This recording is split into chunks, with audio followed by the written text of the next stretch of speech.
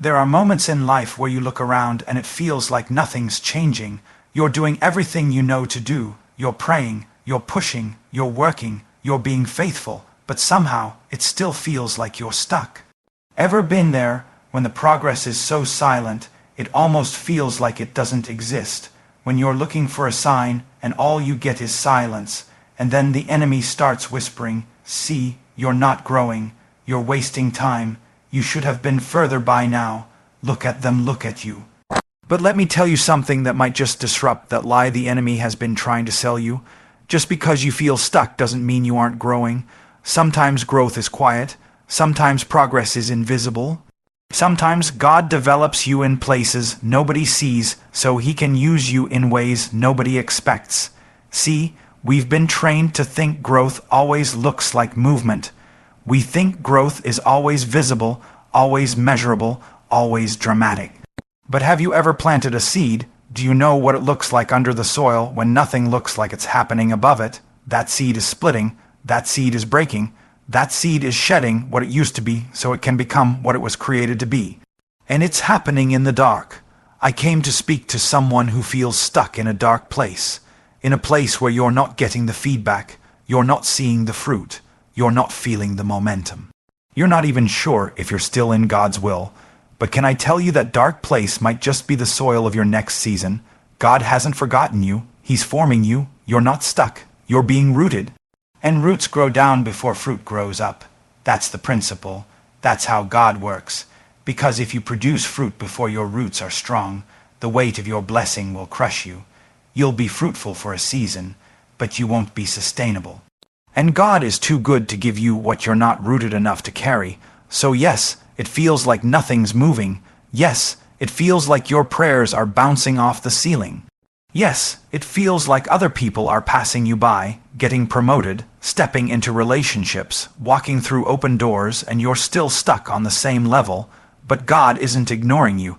He's investing in you. He's building a foundation that goes deeper than feelings and further than what others can see.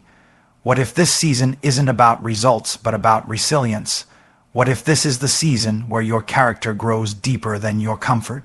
What if the only reason you feel stuck is because you've outgrown the surface and God is growing you underneath?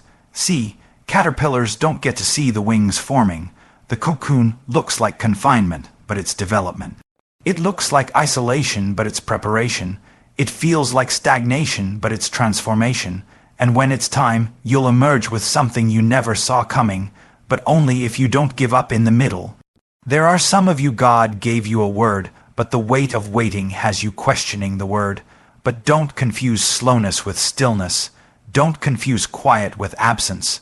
Don't confuse the hidden with the forgotten. You're not stuck, you're being strengthened. You're not stalled, you're being stretched. You're not forsaken, you're being formed. God is growing you in the areas that don't get likes or applause. He's growing your discernment. He's growing your discipline. He's growing your dependency on Him. You may not be where you want to be, but thank God you're not who you used to be. And if you don't see the growth right now, maybe it's because it's growing where only God can see. That's why you've got to keep showing up, keep praying, keep trusting, keep forgiving, keep sowing, keep loving, keep believing, because sometimes the greatest growth happens when there's no evidence to support it, only faith to sustain it. So next time you feel stuck, remind yourself, even the strongest trees grow in silence. Even the mightiest warriors are trained in private. Even the greatest miracles begin in obscurity. Don't quit in the quiet. Don't stop in the soil. When God wants to do something great in your life, He doesn't start by showing you the end. He doesn't open the curtain and hand you the trophy. He doesn't announce it with fireworks. He starts in silence. He starts in obscurity. He starts by burying the seed before it ever bears fruit. And that silence, hear me, it's not abandonment. That stillness isn't punishment. That hiddenness isn't rejection. It's strategy, because God hides your growth in stillness so He can reveal your strength in the struggle. You might not feel it right now. You might not see it. You might not even believe it. But God is doing something in the silence that is going to shake everything around you when it's time. Think about the seasons. A tree doesn't shout in the winter. It doesn't bloom in the cold. It doesn't display anything extravagant, but while everything on the outside looks lifeless, what's happening beneath the surface is what determines whether it survives the storm.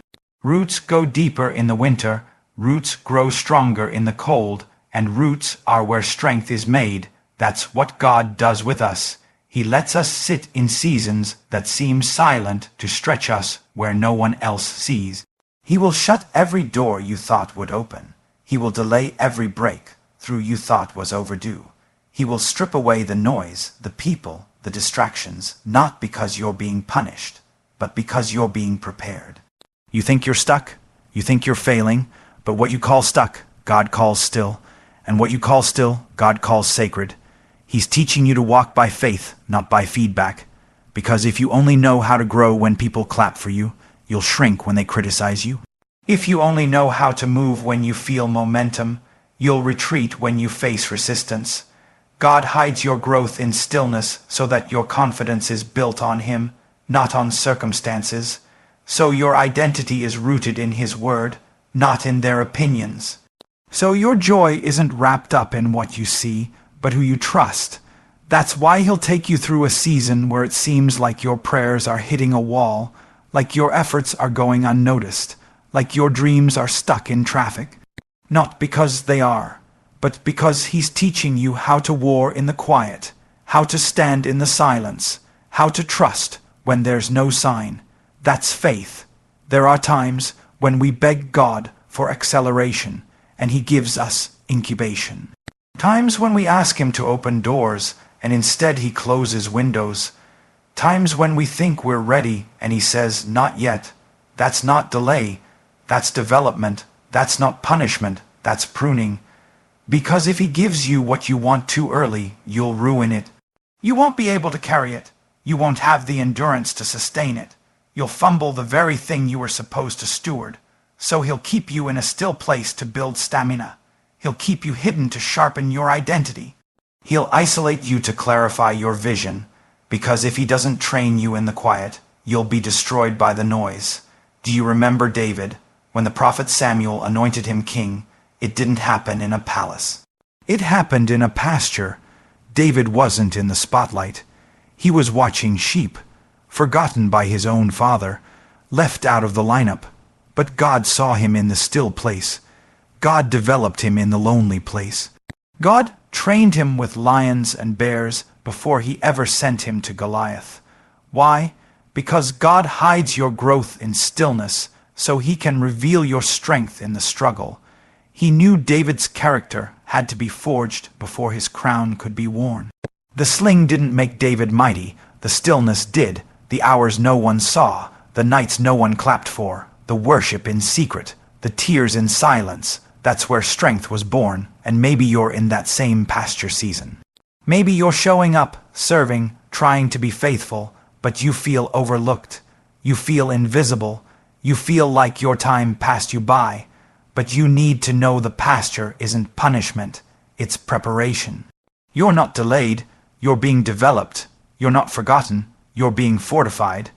God is building a strength in you that won't crumble under pressure. He's constructing a faith in you that won't fold when people walk away. He's giving you a foundation that won't crack when the weight of destiny comes crashing in. That's what the still place is for. But here's the thing about growth. It doesn't need permission to start. It doesn't wait for applause. It doesn't need to be seen to be sustained. Growth can happen in the darkest nights. Growth can happen in the loneliest seasons. Growth can happen in the silence.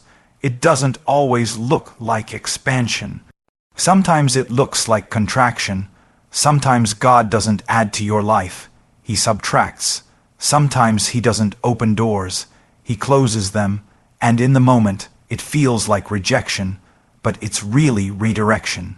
It feels like He's taking from you, but He's really making room for more, for better, for Him. You might feel like you're walking in circles, like you're stuck in a wilderness season, but God never wastes a wilderness. The wilderness was the classroom for Jesus before His ministry. The wilderness was the training ground for Moses before his mission. The wilderness was where Israel learned dependence before they reached destiny. So if you feel stuck in a wilderness, know this: God is teaching you something in the stillness that victory won't teach you in the spotlight. He's putting a word in your spirit that can't be shaken by what's going on around you.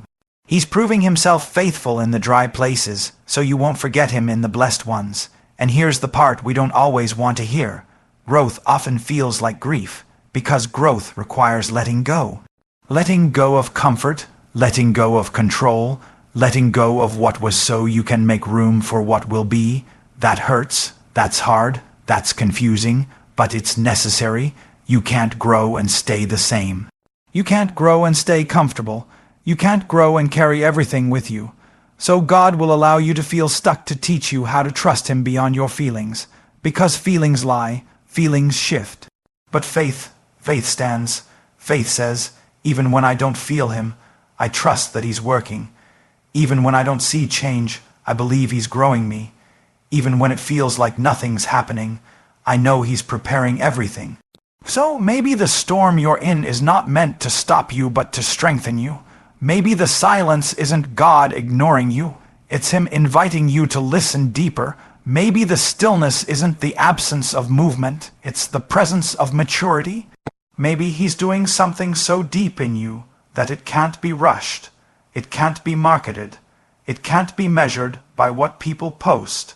It can only be formed in the fire, in the hidden place, in the secret place. That's where real strength is born. Some of you are in a waiting room and you think you've been forgotten, but waiting doesn't mean wasted. Waiting means working in the unseen. Waiting means God is lining things up that you're not even aware of. He's orchestrating things behind the curtain while you're sitting in the silence. But the silence is not the absence of God, it's the artistry of God.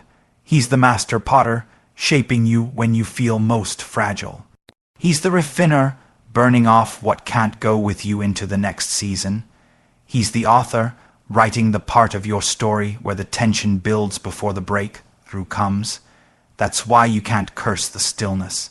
That's why you can't despise the slow seasons. That's why you can't give up just because it feels like nothing is happening, because something is happening. Something always is. Even when you feel stuck, God is building something in you that will sustain you when the spotlight comes. He's giving you strength you don't even know you'll need. He's giving you roots that will anchor you when the winds blow. He's giving you perspective that will protect you when pressure hits. But he has to do it in stillness so that your strength is not performative, it's real. It's easy to look at someone else's success and think you're behind. It's easy to measure your progress based on their posts, their timelines, their highlight reels, but God's process for you is different. And if you try to rush what he's doing, you'll forfeit what he's forming. Don't envy what someone else has if you're not willing to endure what they went through. Don't compare their fruit if you don't know the fight. Don't despise your stillness, because it might just be God's greatest gift to you right now. It might be the very thing that's keeping you grounded. It might be the season that teaches you how to walk with him, not just work for him. It might be where you learn that who you are is not what you do, that your value isn't in your visibility, that your calling isn't validated by crowds, but by the cross. So if you feel stuck, don't panic. Don't rush out of the soil. Don't escape the cocoon. Don't abandon the process, because the struggle is revealing a strength you didn't know you had. The silence is producing a surrender you didn't know you needed. The stillness is growing a spirit in you that's ready to stand when others fold. And when the time is right, when the moment is right, when your roots are deep enough and your character is ready enough, God will bring you forth. Not just with success, but with strength, the kind of strength that only comes from the still places.